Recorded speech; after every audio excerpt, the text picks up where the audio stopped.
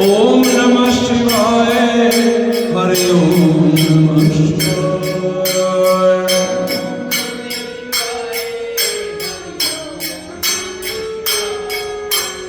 ओम नमः शिवाय।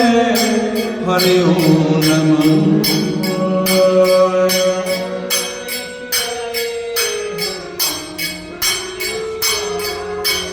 ओम नमः शिवाय। हरि ओम नमः शिवाय।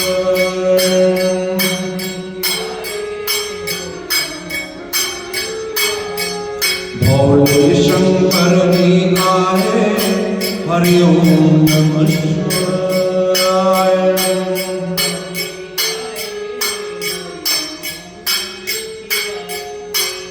ओम नमः शिवाय। हरि ओम नमः शिवाय।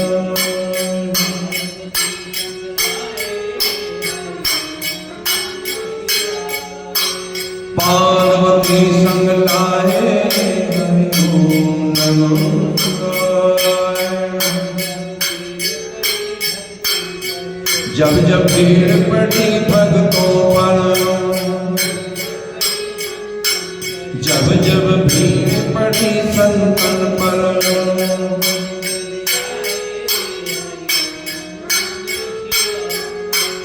हरि नंगे पाँव आए।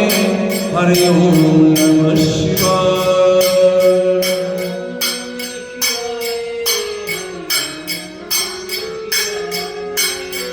ओम नमः शिवाय। हरि ओम नमः शिवाय।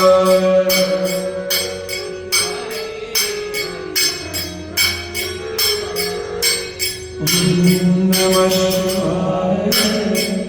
हरि ओम नमः शिवाय। कर भगवान की जय।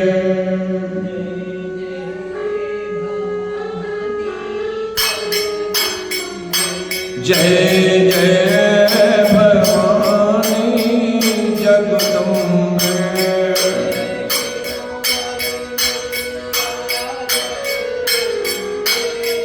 जय शेरा वाली मैया जगदम्बे।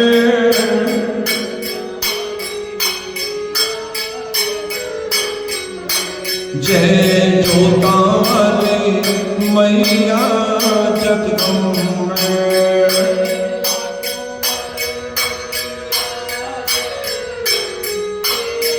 जय लाटा वाली मैया जगदम्बे।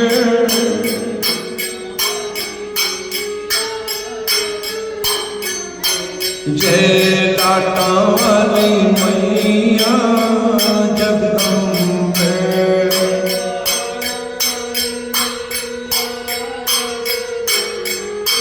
जय पहाड़ वाली मैया जगदम्बे।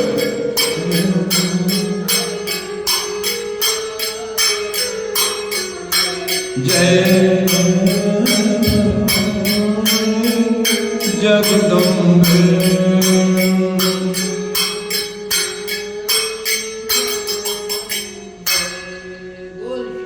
वाली माता तेरी सदा जय।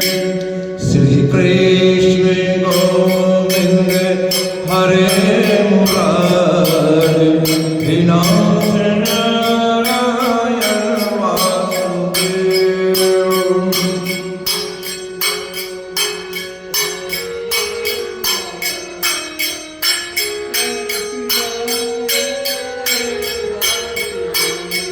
श्री राधा कृष्ण गोविंद हरे मुरारी।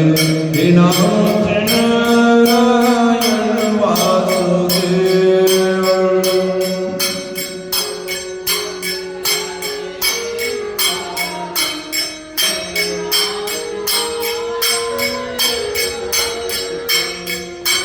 हे नाथ नारायण वासुदेव। हे नाथ नारायण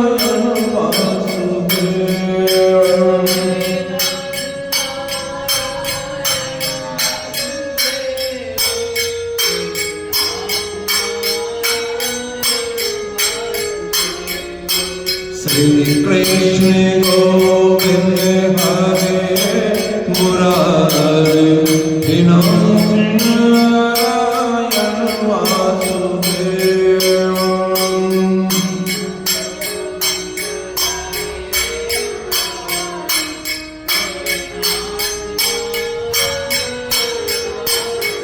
बोलो वृंदावन बिहारी लाल की जय। गजाननं भूतगणादिसेवितं कपित्थजम्बो फलचारुभक्षणम् उमासुतं विनाशकारकं नमामि विघ्नेश्वर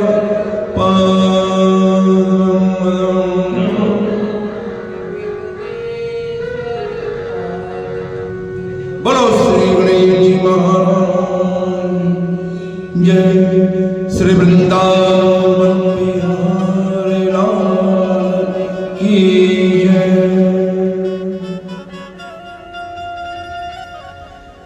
राजा अग्निधर के प्रांत उसका बेटा नाभि और उसकी धर्मपत्नी मेरु देवी जब राज्य कर रहे थे तो राजा नाभि की इच्छा हुई कि पहले हम परमेश्वर का सिमरन तप और यज्ञ करें।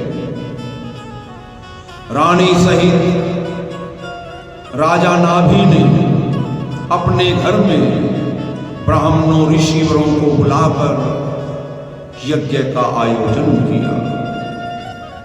यज्ञ बहुत अच्छी तरह संपूर्ण हुआ तो नारायण जी सांवली सूरत मोहनी मूर्ति शंख चक्र गदा पद्म धारण किए हुए किरीट मुकुट कुंडल पहने वैजंती माला तापहारणी चितवन मंद मंद मुस्काते हुए अग्निकुंड से निकलकर सभी को अपना दर्शन देते हैं।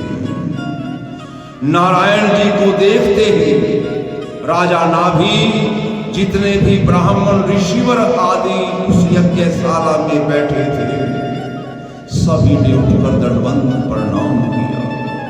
नारायण जी की स्तुति की, देवताओं ने पुष्प वर्षा की और राजा नाभि ने हाथ जोड़कर विनय करते हुए कहा, हे त्रिलोकीनाथ, आपने मुझ गरीब की इच्छा पूर्ण करने के लिए दयालु होकर स्वयं मुझे अपना दर्शन दिया। किसी में इतनी सामर्थ्य नहीं जो आपकी महिमा का वर्णन कर सके। हरि चरणों में भक्ति करने वाले को चार पदार्थ सहज में मिल जाते हैं। सो मुझे हे नारायण ऐसा आशीर्वाद दें कि मेरे यहाँ आपके समान पुत्र उत्पन्न हो।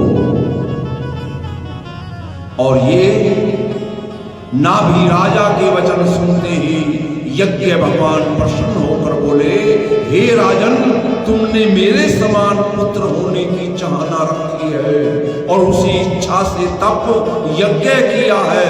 सो हम तेरी इच्छा पूर्ण करने के लिए तेरे घर में अवतार लेंगे। और ऐसा कहकर बेगुनाह अंतर ध्यान हो गए और राजा नाभि ने साधु ब्राह्मण ऋषिवरों को दक्षिणा देकर बड़े आस्था के साथ विदा किया। यज्ञ का प्रसाद अपनी रानी मेरु देवी को देते हुए भगवान का आशीर्वाद लिया और उस यज्ञ के प्रसाद से राजा नाभि की पत्नी मेरु देवी को गर्भ धारण हो गया। गर्भ धारण होने के बाद स्वयं ब्रह्मा जी देवताओं सहित गर्भ स्तुति करने के लिए राजा नाभि के राजमहल में आए और बोले, हे राजन, तुम्हारा भाग्य उदय हुआ। जो आदि पुरुष नारायण तेरे यहां पुत्र होकर अवतार लेंगे। ब्रह्म आदि सब देवता गर्भ स्तुति करके अपने अपने लोकों में चले जाते हैं। और 10वें महीने परम ब्रह्मा परमेश्वर ने रानी के गर्भ से अवतार लेकर अपनी सांवली सूरत, चतुर्भुजी रूप, कौस्तुभ मणि, बैजंती माला गले में धारण किए हुए मेरु देवी अर्थात राजा नाभि की पत्नी को अपना दर्शन दिया। दोनों स्त्री पुरुष भगवान के दर्शन पाकर बड़े प्रसन्न हुए और उन्होंने उसकी स्तुति की। अप्सराओं ने नृत्य किया, आकाश से पुष्प वर्षा हुई और ब्रह्मा जी ने आकर उस बालक का नाम ऋषिदेव जी रखा। ब्रह्मादि देवता धनवंत और स्तुति करके अंतर ध्यान हो गए। तब तो वो परम ब्रह्मा परमेश्वर बालक रूप में होकर रोने लगे। भगवान बालक रूप में रोने लगे और आदि पुरुष नारायण ने राजा नाभि के यहाँ जन्म लिया है और राजा ने उन्हें परमेश्वर का अवतार समझकर बड़ी खुशी हर्ष के साथ ब्राह्मणों याचकों को इतना दान, इतनी दक्षिणा दी कि उनके राज्य में कोई भी मनुष्य कंगाल ना रहे। राजा नाभि रानी सहित ऋषिदेव भगवान की बाल लीलाओं का सुख देखकर अपना जन्म सफल करते। समय अनुसार जब ऋषिदेव जी सियाने हो गए और जब राजा नाभि ने देखा कि अब ये राज सिंहासन पर बैठने योग्य है, तो सुमुहूर्त शुभ घड़ी में मंत्री और प्रजा को एकत्रित करके ऋषिदेव जी को राज सिंहासन पर बैठा दिया और कहने लगे राजा नाभि कि मुझे अब ईश्वर के तप और सिमरन में ही समय व्यतीत करना है। और ऐसा विचार करके राजा ने ज्योतिषियों से और ब्राह्मणों से सभी से आशीर्वाद लिया और इस प्रकार से राजा नाभि अपनी स्त्री सहित बद्री केदार आश्रमों में जाकर परमेश्वर का तप, सिमरन और ध्यान करने लगे। और कुछ दिनों के उपरांत योग अभ्यास के साथ राजा ने अपना तन छोड़कर भव सागर पार हो उतर गए। उधर ऋषिदेव जी धर्म के साथ प्रजा का पालन करके ऐसा राज्य करते कि उनके राज्य में बाघ और बकरी एक ही घाट पर पानी पिया करते थे। उनके राज्य में प्रजा दुखी और कंगाल नहीं थी। देवता राजा की स्तुति देवलोक में बैठे किया करते। राजा इंद्र सब छोटे बड़ों के मुख से ऋषिदेव भगवान का यश और प्रताप जब सुनते हैं तो इंद्र के मन में डहा उत्पन्न हो गए। उसे डर हो गया कि इस भारत खंड में अब पानी नहीं बरसाना चाहिए। ऋषिदेव भगवान को जब ये हाल मालूम हुआ तब उन्होंने इंद्र की अज्ञानता पर हंसते हुए अपने योग बल से ऐसा वातावरण बनाया कि उनके राज्य में जिस समय भी प्रजा पानी की इच्छा करती, बरसात की इच्छा करती, उसी समय नारायण जी की कृपा से जल बरसता था। इंद्र ने ऋषिदेव जी की ये महिमा और ये जब प्रताप देखा तो उन्होंने जान लिया ये परमेश्वर के अवतार और अपना अपराध क्षमा कराने के लिए इंद्र को एक ही उपाय सोचा कि इंद्र ने अपनी जयंती नाम की कन्या को ऋषिदेव जी के साथ विवाह दिया। ऋषिदेव जी के 100 पुत्र उत्पन्न हुए। उनमें 9 बालक विरक्त हो गए। वो वन में गए, परमेश्वर का तप ध्यान करते और उन्हीं को ही नव योगेश्वर कहते हैं। राजा जनक को उन्होंने ज्ञान सिखलाया नौ योगेश्वरों ने। नौ योगेश्वर नौ खंड के राजा हुए और भरत नाम का उनका बड़ा बेटा अपने पिता की राजगद्दी पर बैठा। 81 बेटे ब्राह्मणों को के उपदेश से वेद शास्त्रों को पढ़ते और तप जप करने में अपना समय व्यतीत करते। एक समय ऋषिदेव जी ने समस्त प्रजा को यज्ञ में बैठाकर अपने पुत्रों को ये ज्ञान उपदेश दिया कि बेटों, संसार में जितने भी जीव, चाहे वो जड़ हो या चैतन्य, जिनको तुम देख रहे हो, एक दिन सबका नाश होना निश्चित है। केवल अविनाशी पुरुष नारायण जी ही स्थिर रहेंगे और उन्हीं की शक्ति शरीर में रहने से समस्त जीवों को चलने फिरने खाने पहनने की योग्यता प्राप्त होगी। इसलिए ऋषिदेव जी कह रहे हैं समस्त प्रजा को, अपने बेटों को, तुम लोग भी उन्हीं परमेश्वर का ध्यान हृदय में रखकर भगवान की इच्छानुसार सभी जीवों से मोह तोड़कर ज्ञानी व महात्मा लोगों का सत्संग करो, जिससे कि तुम्हारी मुक्ति हो। कुसंग करने से मनुष्य तुरंत नष्ट हो जाता है और जब तक सांसारिक सुख को व्यक्ति सपनवत नहीं समझता, इस सांसारिक सुख को झूठा नहीं समझता, तब तक उसे सपने में भी सुख मिलना बड़ा कठिन है।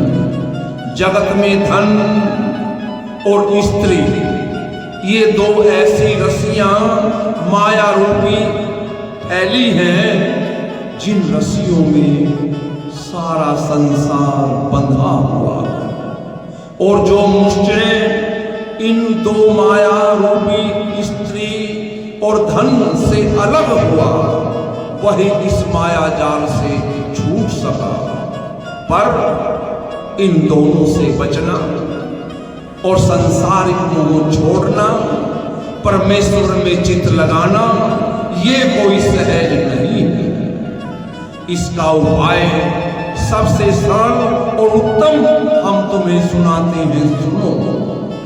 केवल संत महात्माओं की संगति करना, बिना सत्संग ज्ञान नहीं मिलता। संसार को झूठा जानना, परमेश्वर के चरणों में प्रीति उत्पन्न करना, साधु वैरागी महात्माओं की संगति करने से धीरे धीरे मनुष्य का मन विरक्त होकर परमेश्वर की ओर लगने लग जाता है। इसके सिवा एक और मुख्य बात कहता हूं, सुनो। ऋषिदेव जी कह रहे हैं, उस पर तुम विश्वास रखना। वो बात है, संसार में नरक व मोक्ष, ये दो ही दरवाजे हैं। सत्संग, संत महात्माओं की संगति, उनकी सेवा करना, ये मोक्ष का द्वार है। और दूसरा, पर स्त्री प्रसंग करना, चोरी करना, जुआ खेलना, विषयगामी होना, मद्यपान करना, ये नरक के दरवाजे हैं। इति श्री भागवत सकल कथा विराम। बोलो श्री विष्णु भगवान की जय। शांताकारं भुजगशयनं पद्मनाभं सुरेशं विश्वाधारं गगनसदृशं मेघवर्णं शुभांगं श्रीलक्ष्मीकान्तं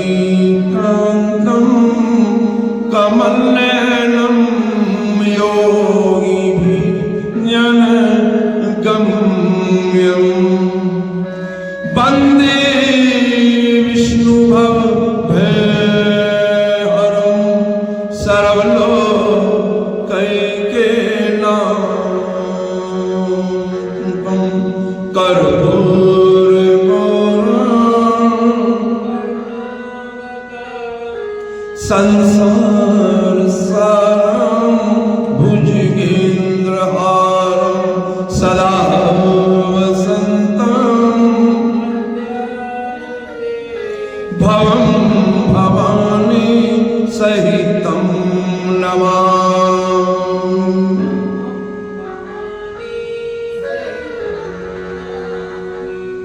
त्वमेव माता त्वमेव बन्धुश्च त्वमेव विद्या दर्विणं त्वमेव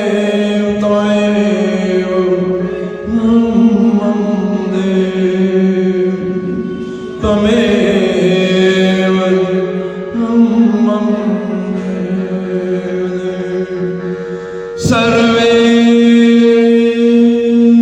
भवन्तु सुखिनः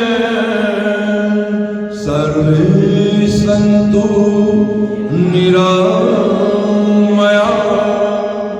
सर्वे भद्राणि पश्यन्तु मा कश्चित् दुःखभाग्। धर्म की जय हो तुमका प्राणियों में विश्व का गौ हत्या सनातन धर्म की जय। श्री सत्यनारायण स्वामी की जय। हे माई सच्चियां देवचियां जोता वाली माता तेरी सदा जय। श्रीमद् भागवत महापुराण की जय। श्री सुखदेव जी महाराज की जय। बोलो बजरंगी हर हर महादेव शंभु श्री शंकर भगवान की जय। जय जय श्री राधे श्याम जय जय श्री राधे श्याम जय जय श्री राधे श्याम। ओम त्र्यंबकं यजामहे सुगंधिं पुष्टिवर्धनम्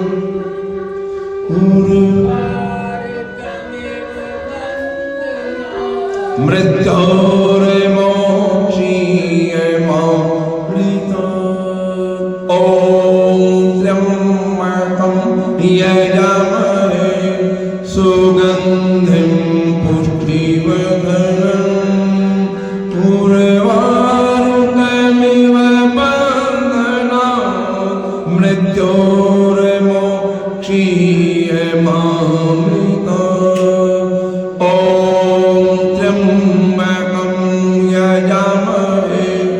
सुगंधिं पुष्टिवर्धनम् उर्वारुकमिव बन्धनात् मृत्योर्मोक्षीयमामृतात्।